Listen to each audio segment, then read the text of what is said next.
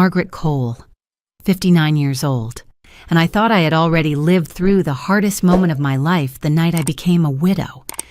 But nothing prepared me for the message that lit up my phone at 3:07 in the dark of my tiny apartment.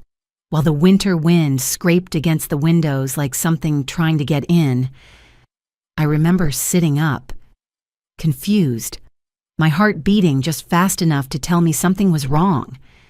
My daughter Jenna never texted at that hour. She was a nurse, always exhausted, always careful. When I opened her message, the brightness of the screen hit me first, then the words, "Mom, Linda doesn't feel comfortable having you at Christmas this year.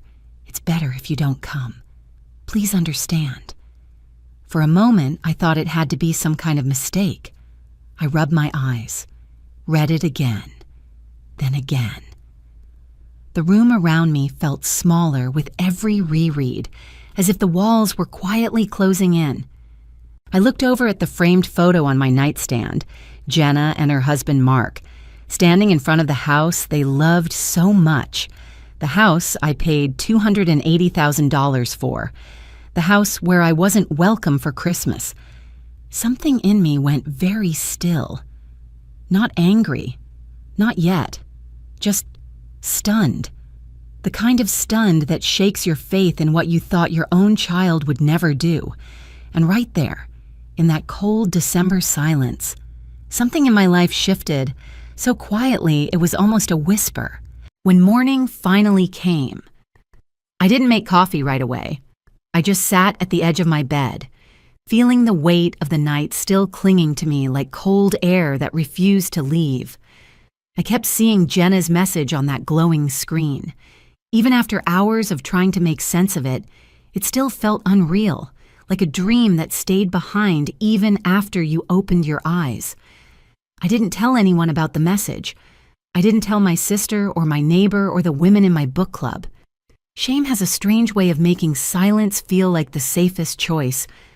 Instead, I got dressed slowly, pulled on the same thick sweater I'd worn for years, and let myself move on autopilot, as if my body knew what to do while my mind was still trying to catch up. Driving to work. I kept noticing things I normally didn't. The frost on the grass, the gray sky hanging low, the weight of December pressing on every rooftop. It reminded me too much of winters years ago, when it was just me and Jenna against the world. When she was 15, it was only the two of us in a narrow rental house that smelled faintly of old carpet and lemon cleaner. I used to come home from my second job, dropping my purse on the kitchen table, finding her hunched over homework with a blanket wrapped around her shoulders. The heater barely worked. I'd sit beside her, rubbing my hands together for warmth, pretending everything was fine so she wouldn't worry. Back then, I promised myself I'd give her a better life, something stable, something she could lean on without fear it might crumble. I never wanted her to feel the way I felt after her father died, like the ground beneath us had shifted overnight and nothing could be trusted again. That promise became the compass for every decision I made over the next decade. I worked overtime. I saved compulsively. I skipped vacations. And I postponed plans that might have brought me joy. I told myself it was temporary. That sacrifice was the price mothers paid willingly. But looking back, I think I forgot where the line was, forgot that I was allowed to exist. 2. When Jenna met Mark at the hospital where she worked, she introduced him to me with a shy excitement I hadn't seen in her since she was little. He shook my hand firmly, polite and earnest, the kind of young man who made eye contact and asked about your day. I liked him immediately. I didn't know then that his mother would cast a shadow much longer than any of us expected. The night I met Linda Harrington, I'd cooked a small dinner, pot roast with carrots, the kind Jenna always asked for when she was stressed. I set the table with my best dishes, the ones with the faint blue rims that I only used on birthdays. I wanted everything to feel warm, welcoming, comfortable. She arrived wearing a tailored winter coat, the kind with buttons that looked more like jewelry than fasteners. Her hair was perfectly sculpted, her perfume sharp enough to reach me before her greeting did. She walked into my home like she was stepping into a hotel lobby, eyes scanning, cataloging every imperfection with a single glance. "It's cozy," she said, her smile polite but tight at the edges. "This takes me back to my college apartment, though, admittedly, that one had better lighting." Jenna gave me a small smile, the kind meant to smooth things over without actually defending anyone. I swallowed the sting and tried to remind myself that some people simply didn't know how their words landed. When the wedding came around a year later, I stood in the back of the reception hall, watching the chandeliers glitter above the tables Linda had curated. Everything looked like it belonged in a magazine. The flowers, the linens, even the seating cards embossed with gold lettering. I had paid for Jenna's dress and part of the catering, quietly pulling from the savings I rarely touched. But Linda had taken over the details, ensuring that her vision was the one everyone admired. During his toast, Mark thanked his mother for making this perfect night possible. My name wasn't mentioned. I heard clapping, laughter, glass clinking, and found myself smiling because that was what mothers did at their child's wedding. They smiled, even when something inside them sank a little deeper. It wasn't long after the wedding that the topic of buying a house surfaced. Jenna and Mark were overwhelmed by the prices, the down payments, the mortgage approvals. I could see the worry in her eyes when she said, "Maybe we'll have to rent forever." That familiar instinct rose in me, the one that wanted to fix everything for her, to catch her before she ever had to fall. So I offered to help. I said it calmly, as if offering a cup of tea, even though it would drain decades of careful saving. The real estate agent suggested the house be put in my name until they were more stable financially. Jenna hugged me so tightly I felt her heartbeat against my shoulder. She said one of the rooms would always be mine. I believed her. The day they moved in, I painted the smallest bedroom in soft gray and set up a simple bed with a quilt I had sewn years ago. I imagined myself spending quiet weekends there, drinking tea in the kitchen while Jenna and I chatted like we used to. But even on that first day, Linda arrived with a truck full of designer furniture. She stood in the doorway of my little room and frowned. "That chair looks tired," she said, referring to the armchair I'd brought from my old living room. "Maybe it's better in the garage until you find something fresher." Jenna agreed too quickly. I told myself it didn't matter. I told myself it was just a chair. But over the months that followed, tiny things began to shift. My Sunday coffee dates with Jenna faded into cancellations. Holidays were planned by the Harringtons, with Jenna asking me to be flexible just this once. My room slowly filled with storage boxes that weren't mine. By the time November came around, I felt like a guest in a house I had paid for. Still, I didn't say anything. I waited for a quiet moment to talk to her, but quiet moments grew rare. She seemed to float around Linda's orbit more and more, as if being close to that polished, perfect world gave her a sense of belonging I could never offer. One afternoon, just before Christmas season began, I saw them by accident. Jenna and Linda were in the holiday aisle of the supermarket, standing in front of a display of garlands and candles. I was about to wave when Linda leaned toward her and said something that made Jenna look down at her shoes. "She means well," Linda murmured, "but your mother just doesn't fit with our side of the family. Everything feels awkward when she's around." Jenna didn't argue. She didn't defend me. She just nodded, a small, tired nod that cut deeper than any sharp insult could have. I turned around and walked out of the store before they could see me. My groceries were still in the cart. My hands were shaking too much to hold on to anything. Driving home that day, I realized something I had been avoiding for months. I loved my daughter more than anything, but somewhere along the way, she had stopped seeing me as part of her world.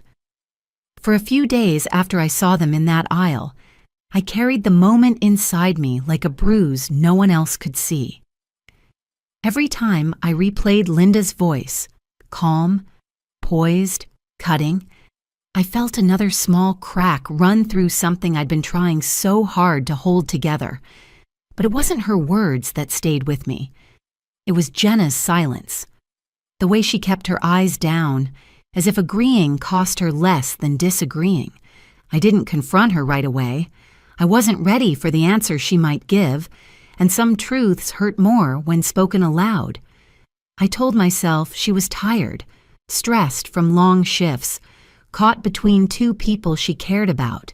I tried to give her the benefit of the doubt, like mothers do even long after their children have grown. But then came the night she texted me at 3 a.m, and everything I had been trying to swallow rose to the surface at once. After work that day, I drove straight home and sat in my car for a long time before going inside. The sky was already dark, the kind of heavy December night that made the world outside feel smaller. My apartment windows glowed faintly behind me, but I didn't feel ready to step into the warmth. I just sat there, feeling the ache in my chest settle into something deeper, heavier. I took out the house folder. Yes, I kept a folder for it, the way you hold on to the one big thing you sacrificed for. Inside were the closing documents, receipts, insurance papers, and, on top of it all, the deed with my name printed in bold type. I traced my finger along those letters, remembering the moment I signed them, thinking I was buying security for Jenna's future. Instead, I had bought myself a seat outside her life. I held that deed for a long time. It felt like the only thing left that tied me to the version of family I used to imagine. And as I stared at it, another thought, sharp and unwelcome, slipped into my mind. If I wasn't welcome in that house, if I was no longer part of the world inside it, then why was I still carrying the burden for it? Why was I paying the emotional and financial price for a space where I had been slowly erased? The thought scared me. It felt drastic, too big, too final. But once it appeared, it didn't leave. It sat with me like a quiet visitor, refusing to move. 2 days later, I made an appointment with a local attorney named Mitchell. His office was in an old building downtown with creaky floors and the smell of paper that had lived too long in filing cabinets. The waiting room had faded chairs and outdated magazines, but something about it felt honest, unpolished, real. When he called me in, I sat across from him at a wooden desk that had probably been there since the 80s. I slid the deed toward him with hands I hoped weren't visibly shaking. He adjusted his glasses and read through it carefully. "So the house is in your name," he said. "Yes," I answered. "And your daughter and her husband are living there without paying rent?" I swallowed. It was never meant to be formal. I wanted to help them. He nodded slowly. "You're the legal owner.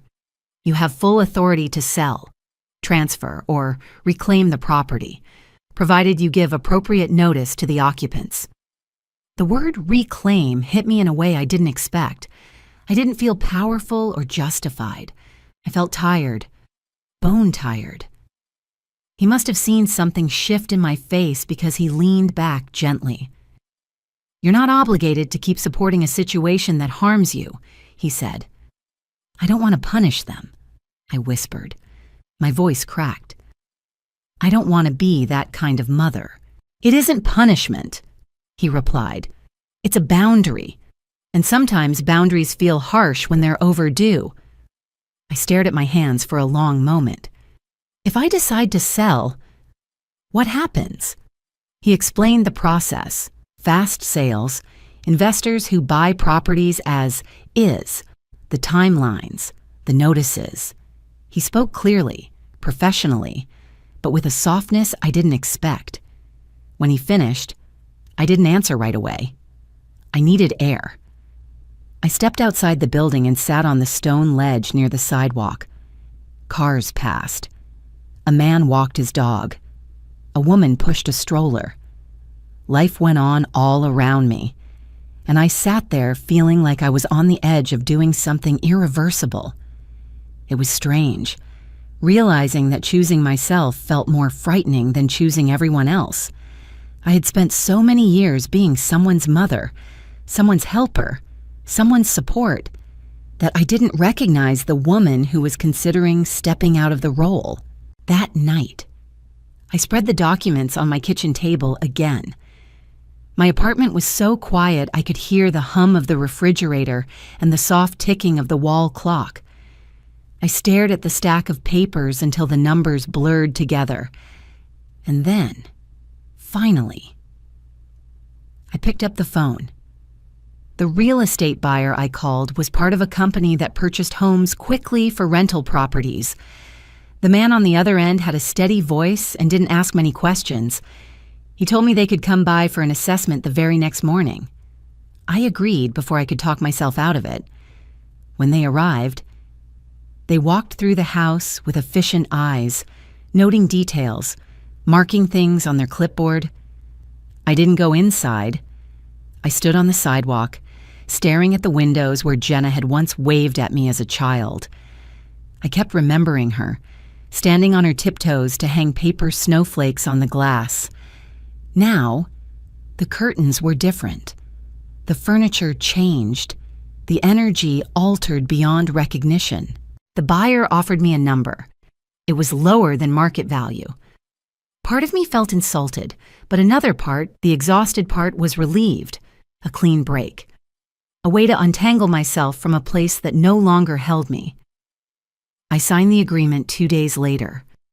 My hand trembled as the pen touched the paper. When I finished, a single tear fell onto the corner of the document. I wiped it away quickly, embarrassed even though no one else was watching. After the sale, there came the matter of the notice. It had to be delivered properly, legally. I knew Jenna would be blindsided, and the thought nearly broke me. She had always been my soft spot, my reason for everything. But the truth was, she had stopped choosing me long before I ever considered choosing myself. I called Attorney Mitchell again. I asked him to arrange an official process server for the notice. I didn't specify a dramatic moment. I simply said I wanted it delivered on Christmas Eve, when Jenna and Mark would certainly be home. There was a long pause on the line. For a moment, I thought he might refuse, but all he said was, "If that's your decision, we'll proceed." My decision. The words echoed strangely inside me.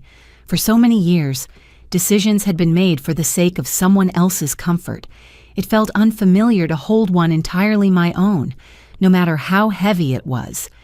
In the days leading up to Christmas, my chest felt tight with dread and something else, something like resolve. I went to work, made my meals, attended my little art class at the community center, pretending everything was normal. But inside, a storm brewed quietly. On December 24th, I baked a pumpkin pie. I didn't know if anyone would touch it, but baking had always been my way of grounding myself. The scent of cinnamon and nutmeg filled my apartment, weaving itself into the air like an old memory of better holidays.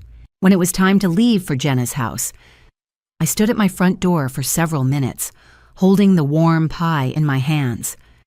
My reflection in the hallway mirror looked older than I remembered, tired around the eyes, mouth set in a line that spoke of too many unspoken things. But there was something else, too. Something steadier. Something that looked like the woman I used to be long before I forgot I had a right to be seen.